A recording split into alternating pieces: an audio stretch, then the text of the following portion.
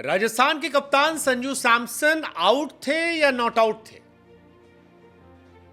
संजू सैमसन के विकेट पर क्या अंपायर ने जल्दबाजी में फैसला ले लिया?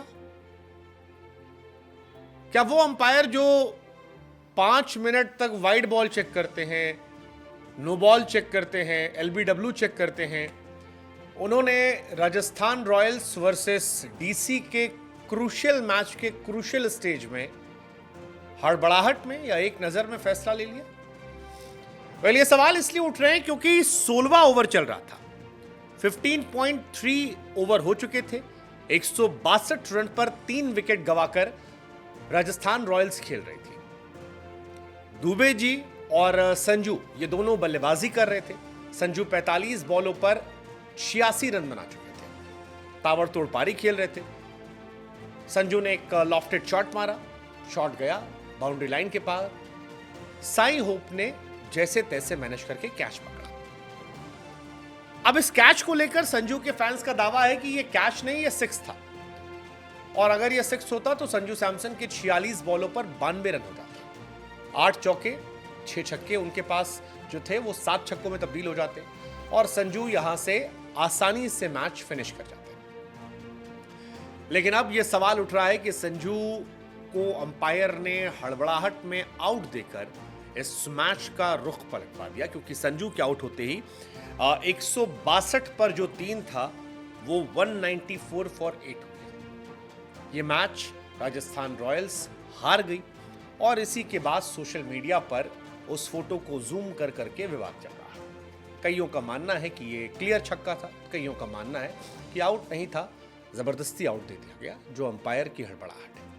हालांकि डीसी और आरआर के मैच में बीते साल भी एक बार बवाल हो चुका था, बीते साल, जब ऋषभ पंत ने अपनी टीम को वापस बुला लिया था। संजू सैमसन ने आउट होने के बाद पोस्ट मैच कहा कि ठीक है, फैसले कई बार पक्ष में आते हैं, कई बार नहीं आते हैं। खास कमेंट नहीं किया, लेकिन फैंस को यह बर्दाश्त नहीं हो रहा। हालांकि इस हार से राजस्थान रॉयल्स की सेहत पर कोई असर नहीं पड़ा है। 11 मैच में वो 16 पॉइंट के साथ फिलहाल नंबर 2 पर बरकरार है। 16 पॉइंट के केआर के भी हैं।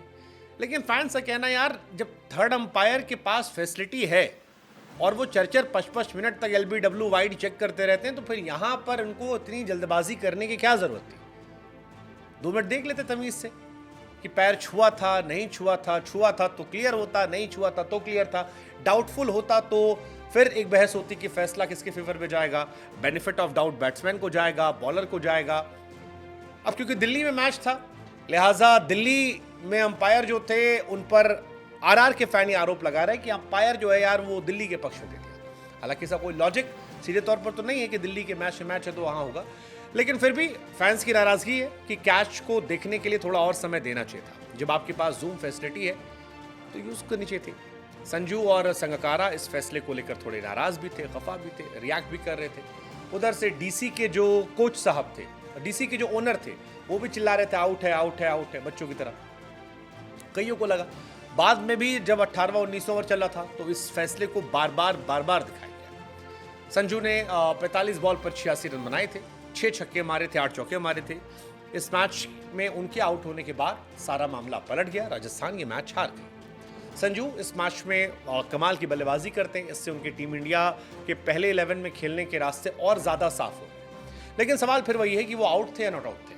हालांकि हमारा 2 सवाल आपसे। एक सवाल ये कि संजू को जगह क्या प्लेइंग 11 में बनती है इंडिया की?